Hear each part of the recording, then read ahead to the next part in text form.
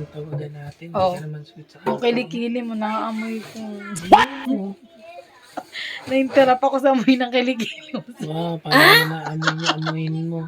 Naglalagay ako dyan ng chlorine araw-araw. Bakit ka nagre-reklamo na sweet ang tawagan natin? Wala lang, hindi kasi akma sa sitwasyon. Susan, hindi ako sa sitwasyon, ninawin mo. Wala, pinaghain. Ang galit pa pag pinagsasabihan paghain. No? Oo, invalido ka ba? Hindi. Hindi naman kailangan maging invalido. Pag naglambing ang asawa, hindi mo kailangan sabihin Wow, invalido. lambing. Sa'yo.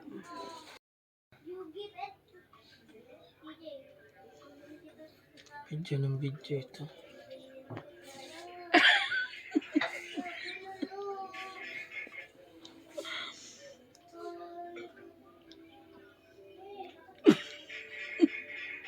Kumain ka na doon. Ay, pang kumain Wala eh. na akong gana. Para ako nasusuka.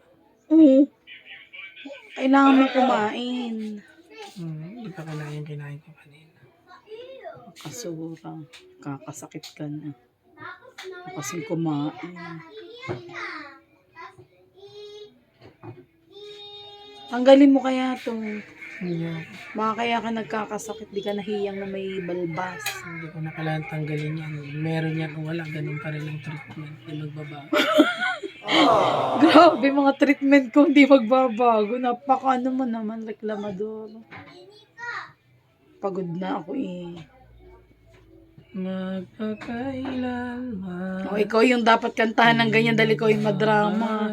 Pag hindi pinaghayin, drama-drama. Ang sinisigaw. That song is for you, not for me. Puso. That is applicable for you, not for me. Sorry ka. Magpakailanman. Kay tagal mo nawala. Babalik ka rin. Okay, sino yan? Sino yan? Gani.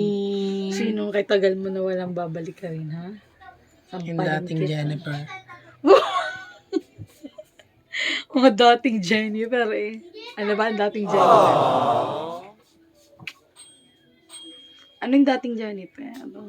Yung mabait, masipag, at mapagmahal. Wow, lahat yan. Ako pa rin yan. Mabait, masipag, at mapagmahal. Pag hindi ka pinaghayin, dahil pagod ako, pag hindi ka, yun na rin yun. Pag hindi ka pinaghayin, dahil pagod ako, pag hindi ka pinaghayin, hindi na ako sweet. Pag hindi ka pinaghayin, hindi ako mapagmahal.